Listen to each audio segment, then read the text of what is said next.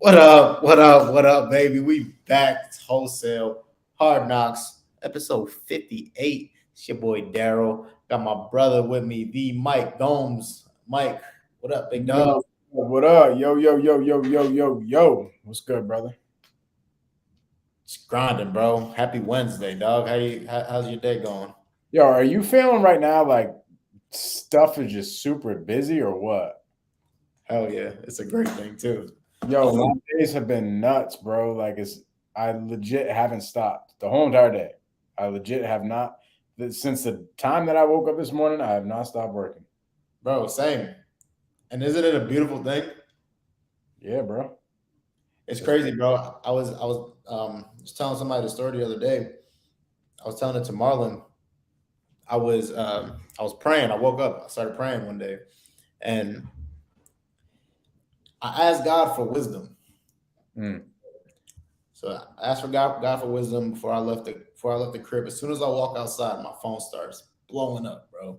Just getting fire after fire after fire. Everything's going wrong with everything, and I'm Mm. like, damn. And I'm on a walk. Like it's my morning walk. Like I just woke up, just brushed my teeth, like use the bathroom, and I'm outside walking, and I'm just getting because we work on East Coast time, right? So by the time I wake up, it's already 9 o'clock.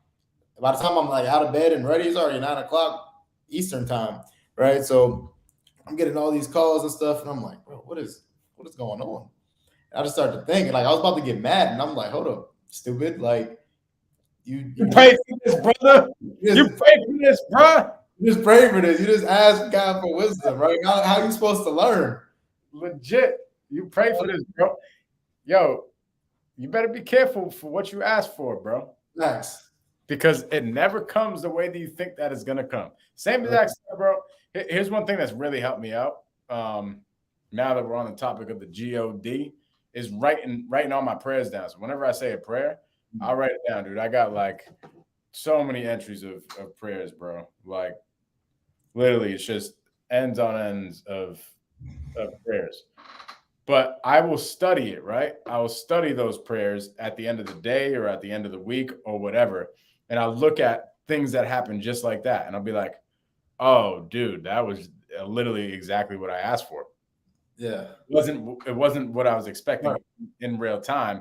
But like, dude, sometime like something might come up in my marriage, right? Where it's like a hard thing that we got to get over, and the day before or that specific day I asked for wisdom or knowledge or strength on to be a better husband, and literally it'll end up in us in like almost an argument, but God did it in a way to make me grow. It's literally what you asked for. So it's so cool that you look back on that and studied it and you were like, oh wait, let me think about exactly what was going on in my mind and what I was praying about and stuff. um that's, dude, that's really, it's a superpower once you start seeing that, bro. It's a cheat code in life. Bro, for real. Bro, when you read the Bible, do you just like this is just a really just a personal off topic question. But do you just like pick a verse or do you just like open it up or do you read from front to back? So I have this study guide. I'm currently reading the Bible right now, the whole entire thing, for 52 weeks. It's a guide on how and on like chapters to read for 52 weeks. So it's like laid out specifically for a reason.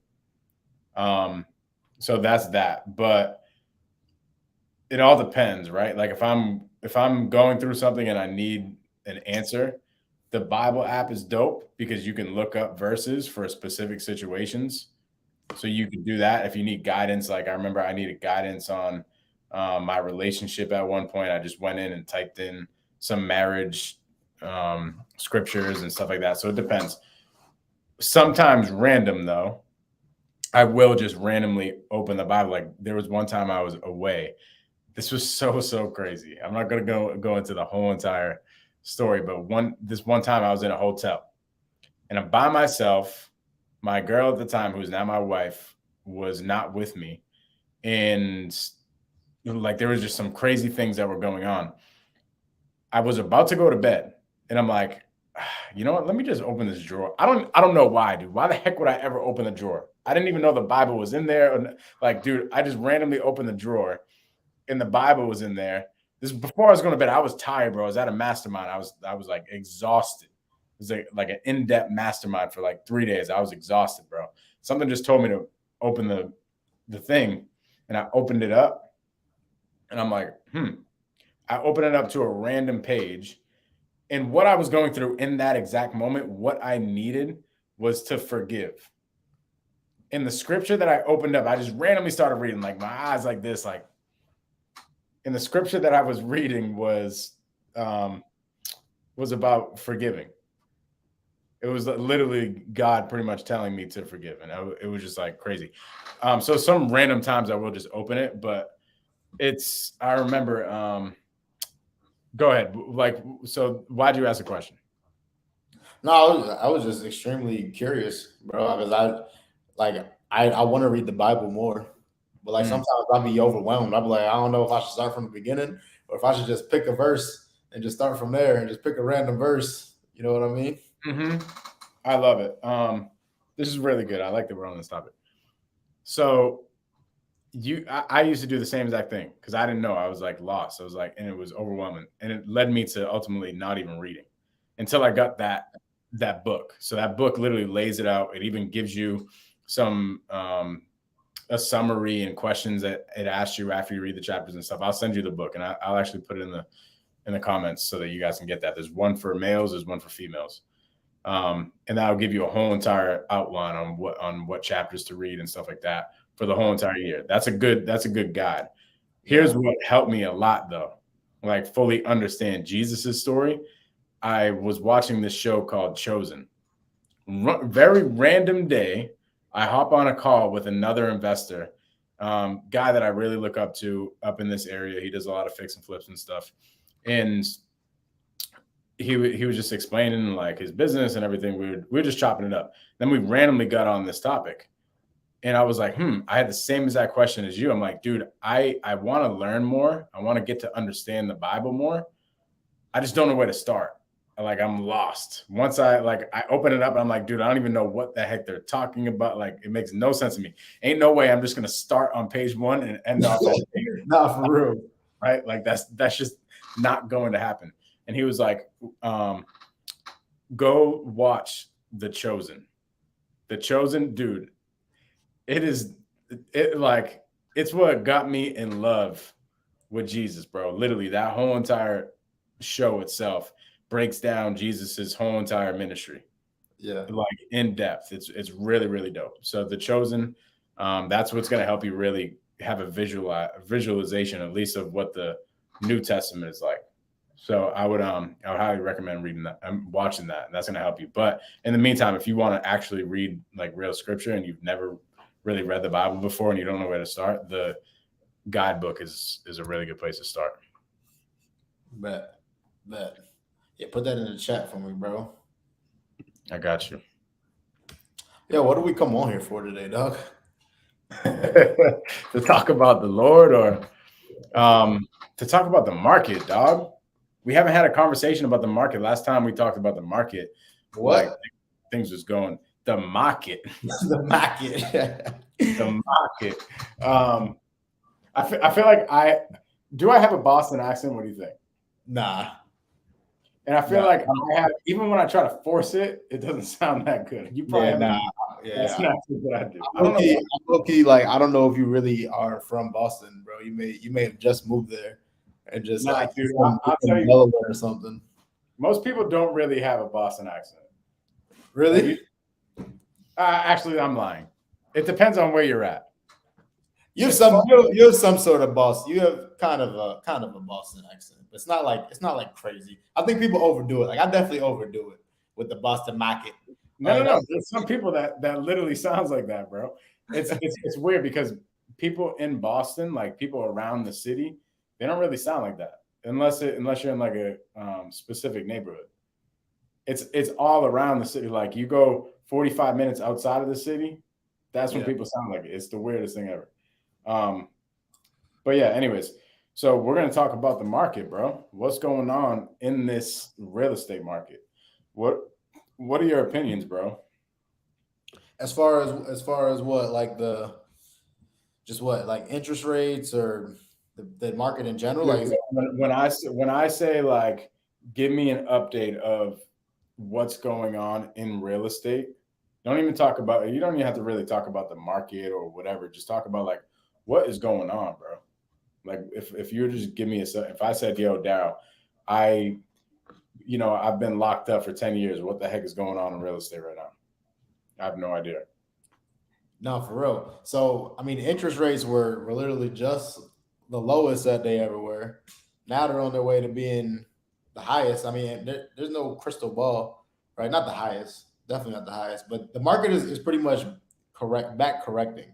It's correcting back. It was just at the lowest. It was crazy rates.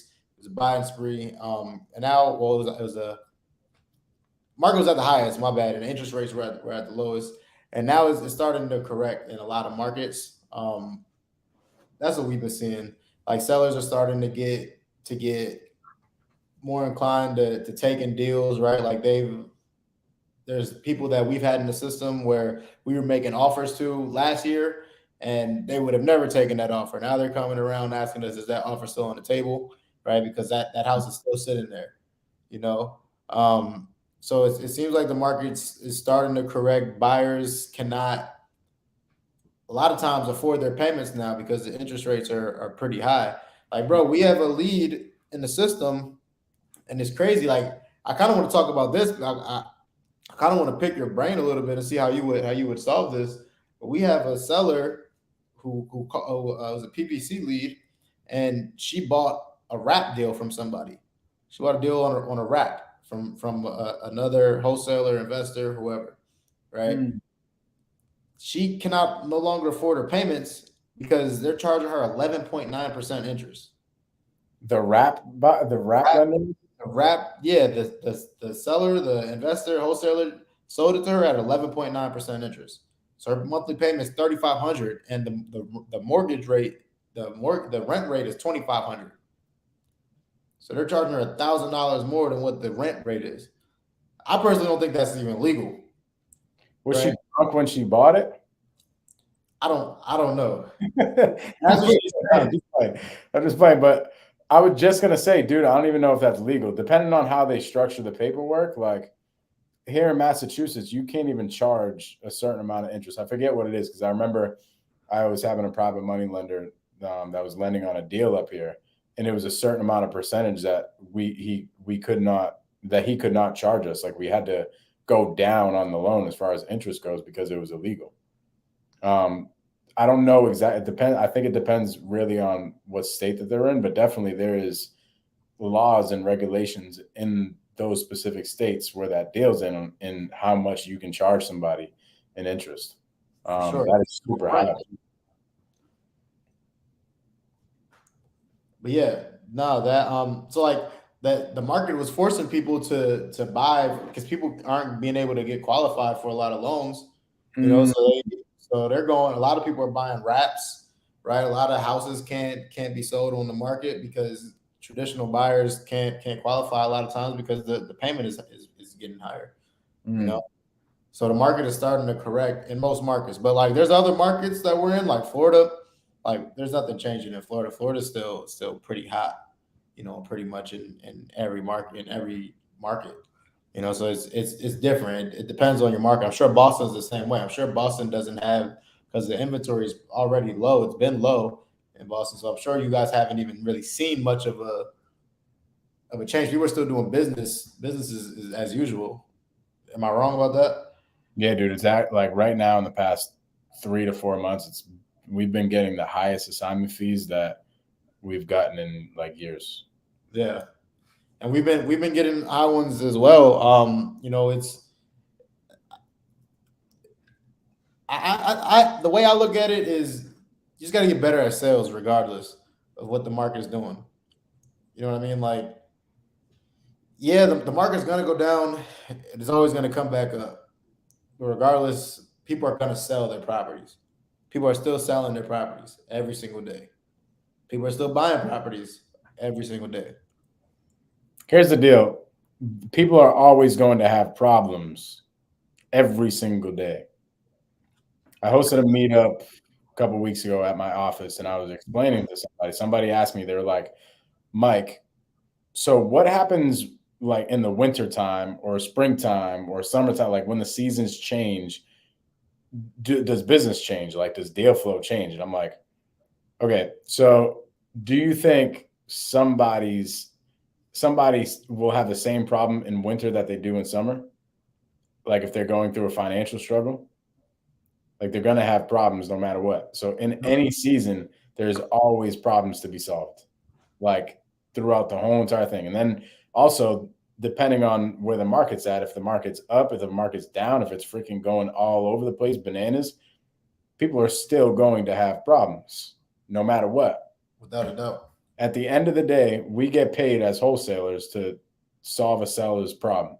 Now, what we might have to do, depending on the market, we might have to shift gears on what we're offering, shift gears on our underwriting, shift gears on that. We have to have a pulse on what the heck is going on and what our buyers are doing. But for us, literally, if you reverse engineer exactly what wholesaling is, all it is putting yourself out there and marketing. Marketing never changes. Marketing, getting people's attention will never change, right?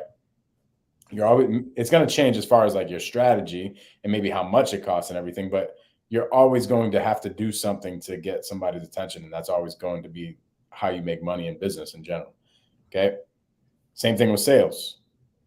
Once you get somebody's attention, you always have to convert them, and that's never going to change. And when you're doing the sales part, you're finding the problem. The way you convert is by solving a problem. People are always going to have problems. They might get a little bit different. The problems might change, or the numbers might change, or whatever, but they're always going to have a problem no matter what. So the coolest thing about real estate, I mean, wholesaling real estate, is that you can do it at any time. You can solve a problem at any time. So yeah, to your point, Daryl, there's people get super scared, and they actually, I've heard of some people not doing wholesaling because they think it's a bad time to wholesale. Oh, you're doing that right now? Don't you know the market's shifting? Like, wait, what? Like, don't you know people will still buy houses? People still need, yeah, like you said, bro. People have problems every single day. People, You could actually, I kind of take that back. You could be a wholesaler and never know what is going on in the market and still make money. for sure. Legit. Like Sure. you could just contact your dispo people, contact the realtors in the area or the dispo wholesalers in the area when you have a lead and say, hey, where do we have to be at on this one? Oh, we have to be at 100K. All right, cool. I'm gonna go lock it up at 80. And you have no idea what that means. Like, that's it. Sure. You do not have to understand real estate or what's going on in the market to lock up deals in wholesale. It's because it's not a real estate business at all. I was just telling people, like I was just telling you, like, we're onboarding people, and I just got done telling them that if you're expecting to work in a real estate business, change your expectations right now, because this is not a real estate business. This is a sales and marketing business. Marketing and sales. On the acquisition side, you're marketing to homeowners who have a problem, and a problem that would potentially lead them to selling their house. Sales is you convert them. You convert them to buy their house on a discount. Once you get that contract, your dispo team markets to cash buyers who buy in the area. They find all the cash buyers who buy in the area, and then they sell that property at its highest price. Not even the property, they sell that contract at the highest price they could possibly sell that contract. So you're not like, it's not real estate. I'm not going to measure properties. I'm not doing none of that shit. It's sales and marketing. Marketing and sales. You're really good at those two, you're good in any market. You seen I was fucking stumbling when you asked me that question, bro. Like, because like I'm not even really buying properties right now. Like, yes, we are. Like, yeah, we're buying properties, but like I'm not looking at a property to buy until we hit our goal. Everything else is a wholesale. You know what I'm saying? Like, that's like the type of laser focus that you need to have. Like, and that's what it is. Like, you really don't need to know anything about real estate to wholesale. It's the craziest thing. It's like what's that movie called? Wolf of Wall Street. That's literally what wholesaling is. It's like pick up the phone and start dialing. Facts.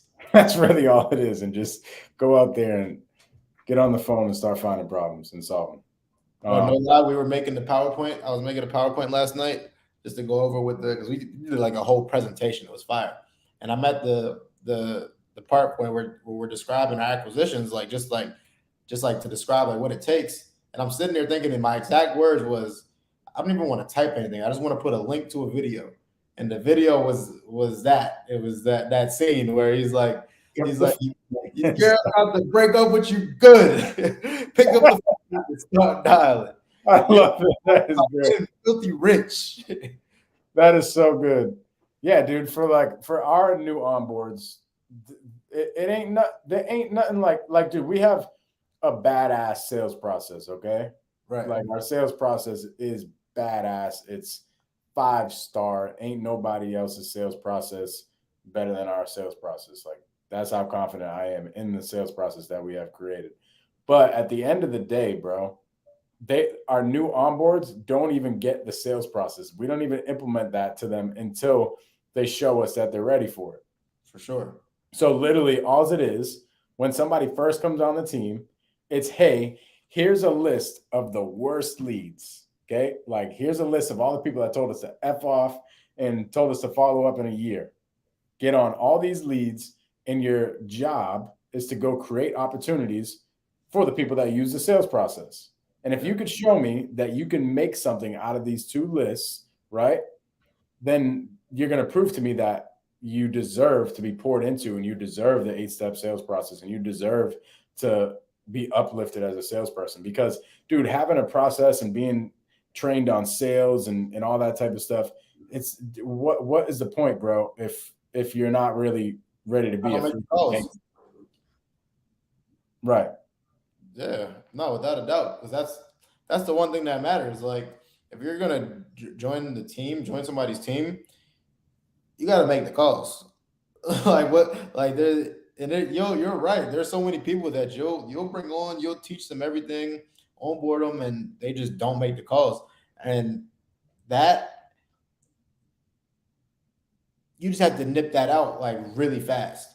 You know what I mean? Like that's the most important part. Like as soon as you get a hint that somebody's not gonna make the calls or they're gonna fumble and just like not be organized, like as soon as you get that hint, just get them out of there. You know what I'm saying? Like, and that's what we do. We do something very similar. Like we just throw them in there. Like here, we show them how to use the CRM, throw them in the CRM, and here's the leads. Do what you got to do. Same thing with your VAs. Like it's the same deal. As soon as you start hearing somebody say, "Oh, sorry, I got to do this that day" or whatever, and they skip a day, or they're late, or something like that, and that happens like once or twice, like, dude, all right, that's probably not a good fit. I learned that the hard way because I am way too freaking nice. Like, I want to give people so many chances. Same, dude. We're planning our destination wedding in real time right now, right? And as you're planning a destination wedding, you have a lot of people to factor in. You have a lot of different people that, you're like, hey, should I invite this person? Should I not invite that person? There's people that walk on fine lines. And then you invite somebody or you have somebody in the wedding, like as a bridesmaid or whatever they're called, right? And they don't actually like put in all the effort and stuff to be there. right? And you're like, dang, is this somebody that should be in my wedding? Right.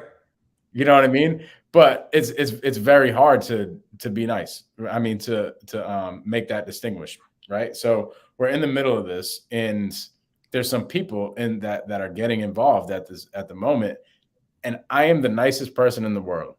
Like, I just want to give everybody the chance. No, just let them, like, they didn't make it to that thing. Don't worry about it. Like, it's gonna be okay. They'll come around. They'll make it to the next thing. We'll make sure that they get their wedding dress and everything like that. And my wife is like, absolutely not. This is my day. I've been waiting for this day for my whole entire life. Ain't nobody about to screw this up. And we're literally going back and forth because I'm like, but I feel bad. Like we should, like we could really help change lives. And she's like, yo, Mike, cut that out, bro. This is our day. And it's true, bro. It's like sometimes you just got to put your foot down. You can only do so much to help people out. You can lead the horse to the freaking well, but you can't force it to drink. You know Well, what the I'm saying? reality of things is that it's that type of behavior is cancerous, right? Like that's why it has to get pushed out like as soon as possible because if you have somebody in there who they think it's acceptable to make 20, 30 calls a day, 40 calls a day, the people around them are going to think that acceptable too. And not even that is like if you allow it, you know what I'm saying? And they're just going to be like, oh shit, well, he allows it. Like it's not that big a deal to Mm-hmm. only make 50 calls a day. It's not that leads aren't that important. Yep. You know what I'm saying? It's so Like, true. and the same with the bridesmaids. Like, if one comes out there and she's like low key hating on your shorty, it's like she's gonna be talking to some other ones around there. Like, yo, she don't even look all that in that dress. Now everybody's hating. Now somebody doesn't show up to the freaking to the pre-party or whatever the case is, and now it's on me. For sure, I for say, you sure. know what, babe? You're right. Let me know what I gotta do. For Like, sure. And that's why the onboarding process, that's why people say hire slow, fire fast. Like and we're really taking our time with these people, bro. So like the very first thing, like we made an application. Like we made they had to fill out an application. So we had 70 plus people apply, right? 70 plus people. 70 people How the apply. heck did you get 70 plus people? Just give value, bro. And just people wanna work with people who are like credible and actually doing the business. You know what I'm You saying? know, it's very interesting, bro. I get so many people that tell me all the time that there's nobody that wants to work right now. Shit. I think But I it's mean, they are somewhat right though, because out of those 70 plus people who applied, 15 people showed up today. We did an onboarding. We did a Zoom. We invited everybody to the Zoom. Well, probably about 50 people. We probably invited about 50 people to the Zoom. About 20 people weren't available all day. Didn't have full availability, so we didn't even invite them. So we sent about 55 invitations out for a Zoom for like a meet and greet. Like we choose you, like we invite you to come if you're really interested, come through. 15 out of 55 people show up. So boom, they do our job for us, right? Like they already weeded themselves that's out. the process. Yeah, dude. I But I was, on top of that though, like we did this today, yeah. and then we give them homework, right? So now people who don't do the homework don't get invited to the next stage of the process. The next stage of the process is Yeah. yeah, bro. And people are like, they're grateful for it. They're like, I was surprised. Like, I felt really good at the end of the meeting because I had people like texting me and everything saying, yo, like, I'm super grateful for this opportunity. You know what I mean? Like this is real. Like, they're excited to get started. So I'm excited. Like, this it's a new process, but hire slow and fire fast. Like, and that's the plan. As soon as we see somebody that's slipping, they may not make it 2 weeks. They may not make it 30 days. You I know? agree, bro. I was talking to a landscaper out in my area, and he's like, "Bro, I'm over here doing all the freaking mowing my damn self and doing this, that, and the other all by myself because I can't find anybody else. I can't find anybody to help. Nobody wants to work. Nobody wants to work. Complaining about the freaking government and how the government has made people not want to work, and now people got this going on, and they're getting free checks, and they're doing this. I'm like, yo, dog, like you just are not putting enough value out into the marketplace. That's It ain't the country, dog. It's you. for sure. Ain't nobody else to blame. You ain't blaming Biden for this or whatever the case is. You ain't blaming the world. You ain't blaming OSHA. You ain't blaming like, yo, it is you. You got to It's put your the fault. value out there and show somebody like, hey, I want to work for this landscaper because you know why? There's a landscaper down the street that has 20 employees that's crushing Right. it. And not only are these people like willing to work, they're willing to work on commission only. So Mm. like they're willing for like to eat what you kill type of thing. Like they're like so like it's there's people out there. People out there want to work as long as you like we started talking about just provide that value. Here's what I think is a very big hack to finding talent, to finding people that can work with. And this is probably how you guys had 70 people sign up. It's putting yourself out there and being on social media. For sure. Like Daryl, if you didn't have a YouTube page, if you didn't have Instagram, if you didn't have a Facebook, do you think you'd be able to find 70 people that would be interested? No, not at You all. think you'd even have? Would you get one application?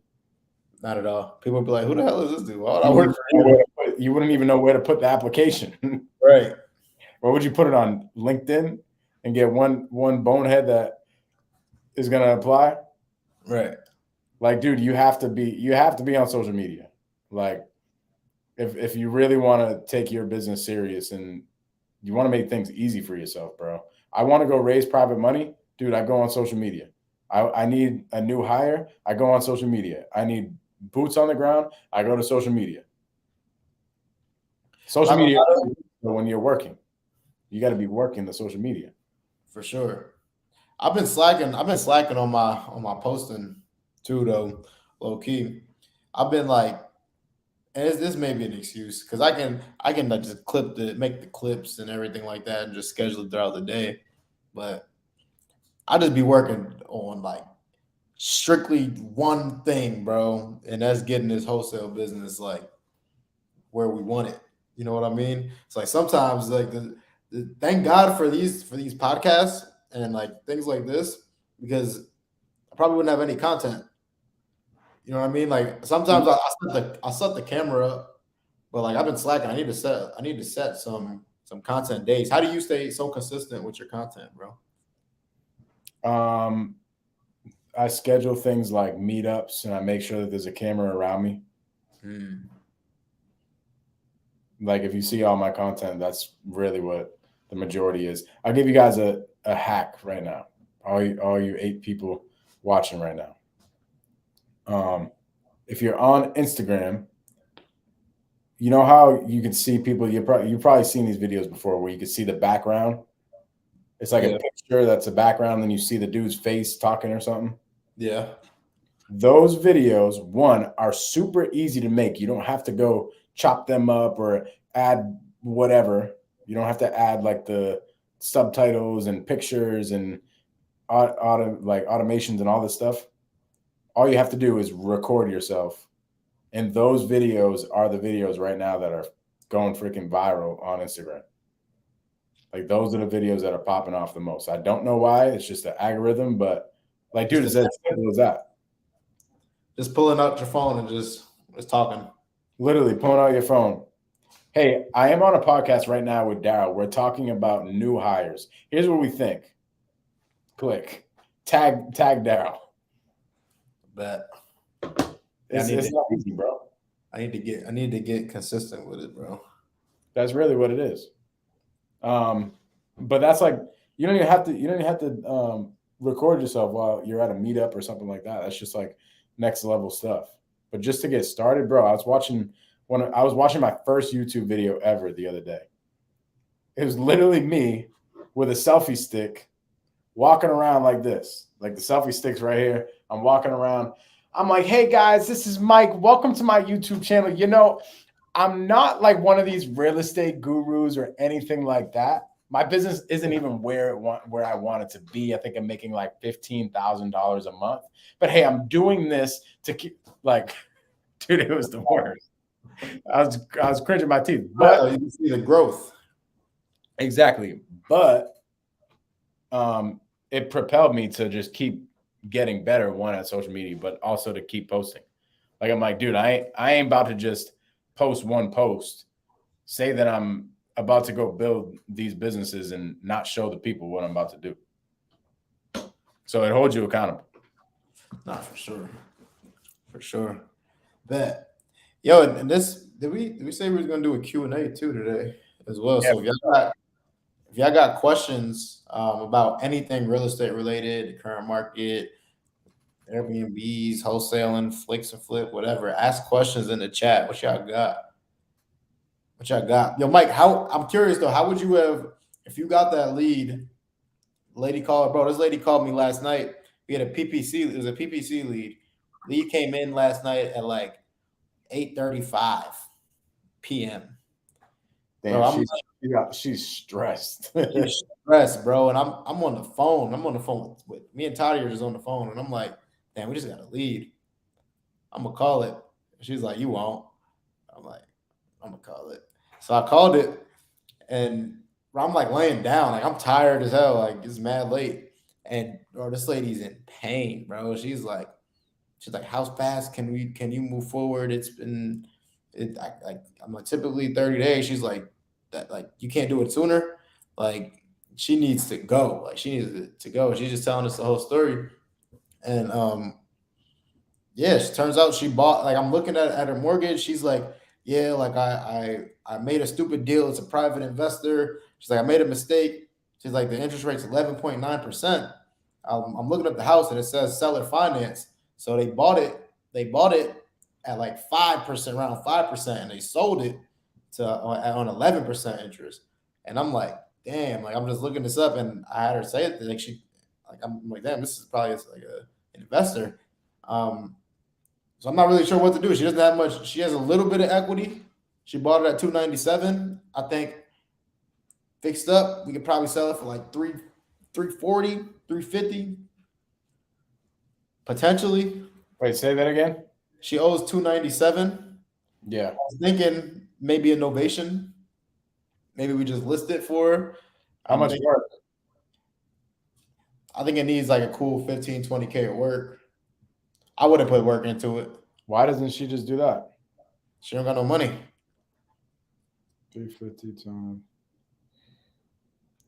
I think what happened is she moved into that house with somebody else, with a dude, and I don't think she got the dude no more. And I think he had the bag. I mean, she would break even if she put $20,000 worth of work into it. Yeah. Like I wouldn't want to do that deal if I was gonna do it as a novation agreement. Doesn't make sense. Stay away from it. It doesn't make sense. She bought a bad deal. It's tough to do anything with it. I really just want to help her, even if I don't make money on it. I don't want to lose money on it though. I'm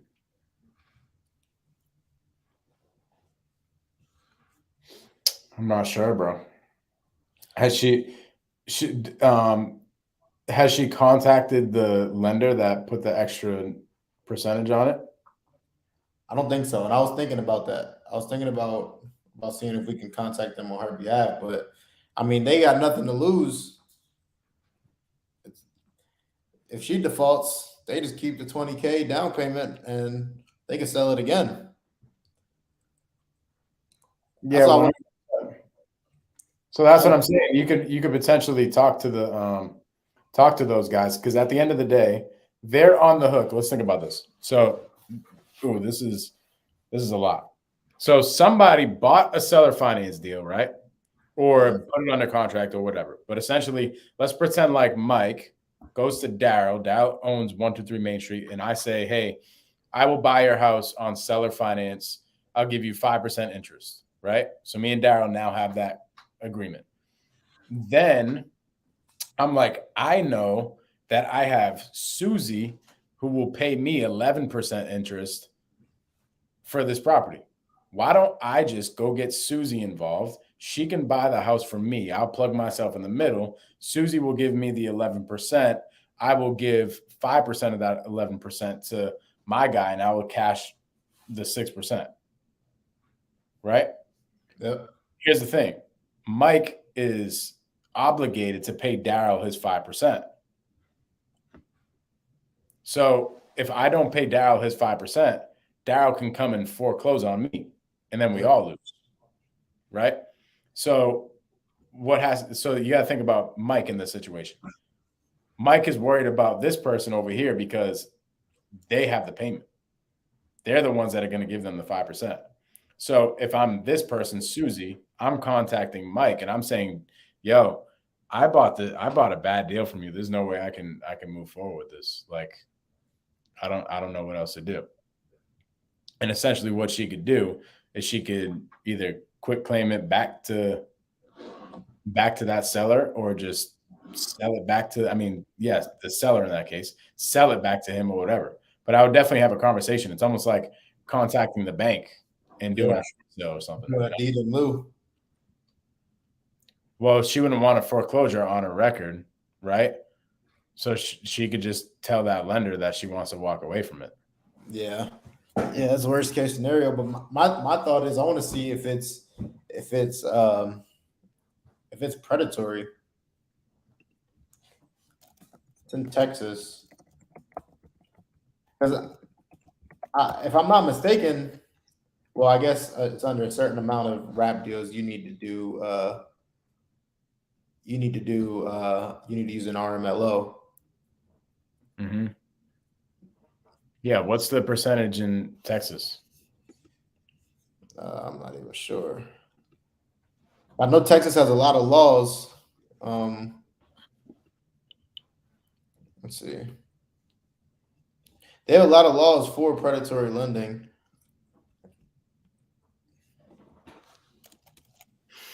So yeah, if that's the case, you bring that to homeboy's attention. Yeah, look at this. So under the Texas Constitution, banks cannot charge more than 10% interest, and anything above that is considered abusive. So it depends on how his paperwork is written. Yeah, you should get an attorney involved, because it depends on how her paperwork is written. If she has it like in, I don't want to go ahead and into the weeds because I'm not 100% confident on it. But my advice to her is to get somebody to look at the lending paperwork in Texas. I want to look at that. I'm gonna get her to send it to me. That's what I was asking her yesterday. I need to get her to send that shit to me. Mm-hmm. And that's what she ultimately gets out of it. It's in a nice house. It's in a nice area, bro. Like I would fight those wholesalers and keep it just because they took advantage of somebody, bro. It's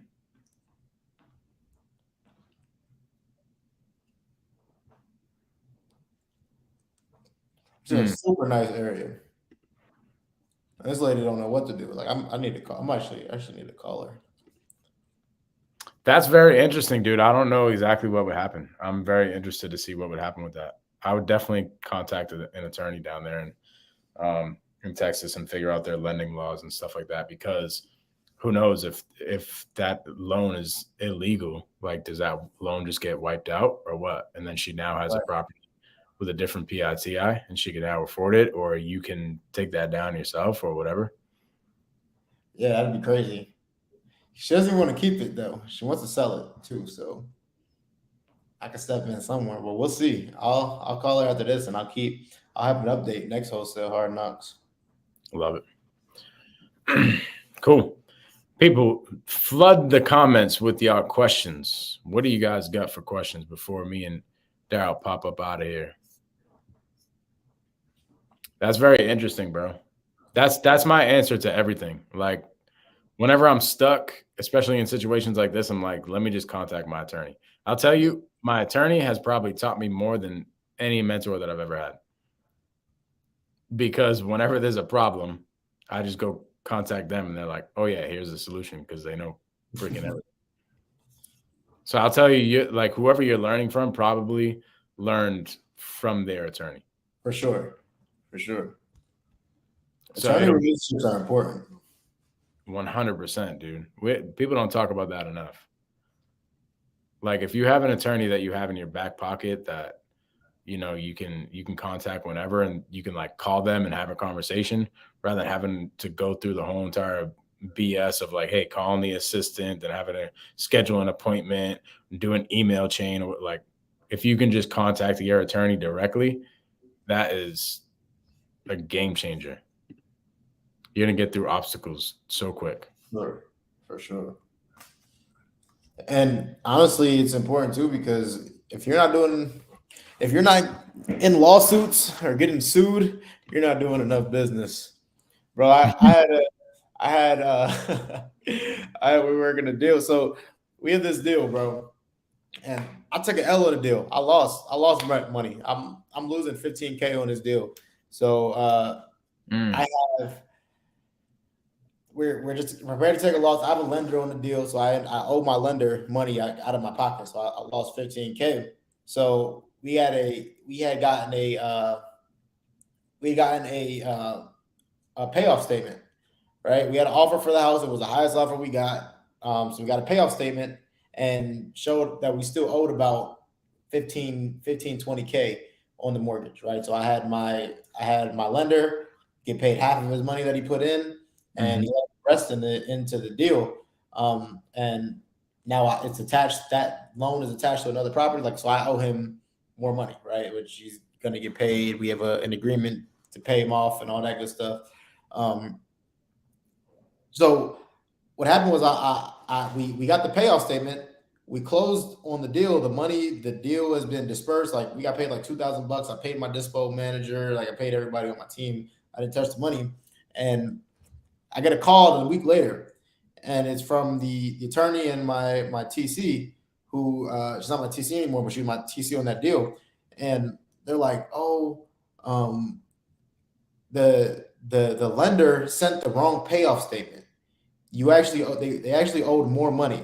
It was about they're trying to get me to pay $2,800. They said they never cleared the loan. They didn't like release the loan or anything like that. The lien, they didn't satisfy the loan from the money. They said we still owe $2,800 plus another mortgage payment because the first just passed, and now they're expecting me to pay it. And I'm like, time out. Like, this isn't my fault, right? Like, this isn't my fault. First of all, like, I'm not paying this, and I may be wrong. Like me, I'm saying this in front of everybody. Like, Mike, you may look at me in my face and say, "Damn, you're wrong," but I told them, like, this was not my mistake.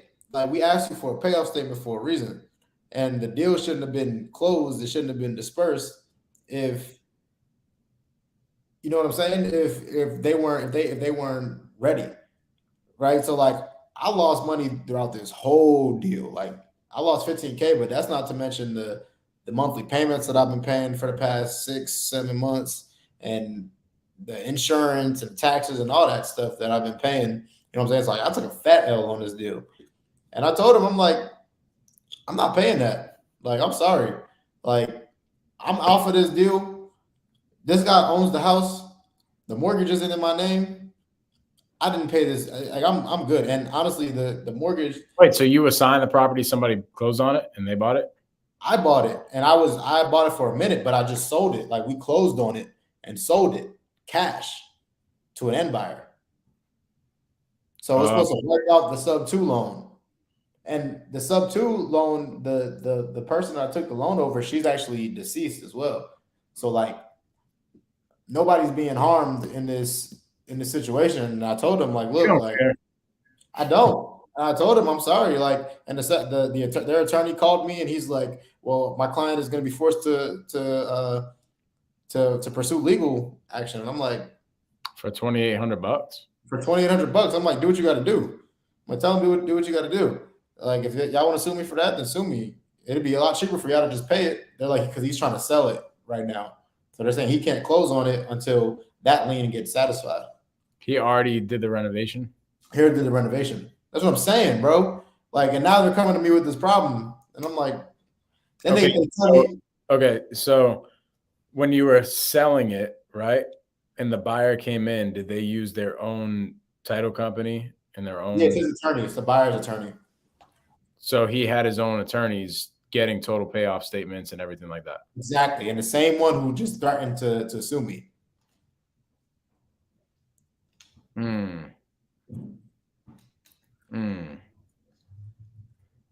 Hey, they don't want to ask questions. I got questions. Very, very interesting, bro. It's crazy. I don't know what I would do in that situation. Like, Let's put that on the back burner really quick, because Timothy just asked a question, a really good question. He says, can you wholesale a property if the seller has a mortgage of 41K, but I get it under contract for 10K? She knows she isn't walking away with money. You know who needs to walk away with money regardless? The bank. So whether it's you paying that $31,000 is owed or her, somebody got to pay it. And if you get a contract for 10K, chances are that you'll give her that 10K and she has to bring out the other 31K out of pocket. So as long as you disclose that to her, I mean, I've had a seller come to the table with 10K before. But as long as you disclose it to her, then you're good. But you can't if you get it under contract for $10,000, somebody has to pay the bank that rest of their money, whether it's you or her. Yes, sir. Good question, bro. Good question. Chances are you should probably just do a sub 2 deal. Honestly, give her no money, take over the mortgage sub 2 if it could cash flow, and make the payments on her behalf, and just rent it out. Do that or a short sale. Or a short sale. For sure. Yeah, dude. So I don't know what I would do with that. What's your relationship with the buyer? I don't know. It's not my market either. It's a random ass market. But I'll never do a deal in again. I'm not sure, bro. When you ran title and you pulled title, did your title company have that all squared away? Yeah. Yeah. Yeah. The bank sent they sent the payoff, bro. The bank sent the payoff and they told us the exact number to pay off. When you bought the deal? When I bought it, no. Because I bought it sub 2, so we didn't get a payoff. But I had the payoff, it was the same payoff. Yeah, because I mean, when you're buying a property sub 2, you want to know what the total payoff is. I knew what the total balance was. And when you did that, was it the same when he pulled title? No, it wasn't the same because I paid because we paid it some down. So it was around the same, yeah. But we paid it some down. I don't know, bro. That's really tough. Yeah, bro. I mean, they're just gonna do what they're going to do. Technically, like in my opinion, I don't think that, like, for $2,800, are they really going to pay all the legal fees and stuff to take you to court? Probably not. Yeah. Is he going to make money on the deal, do you think? Yeah, he got a pretty good deal. Then they got one of those, bro, because I wasn't in town. I don't know that area. Yeah. I think what you're gonna do. I would just let it rock. Yeah.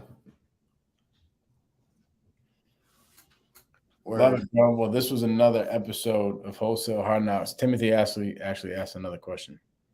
The place is a wrecked hole in the roof. She can't pay off the rest, and I won't. Timothy's like, me? I ain't paying that. Right? She can't just keep making payments.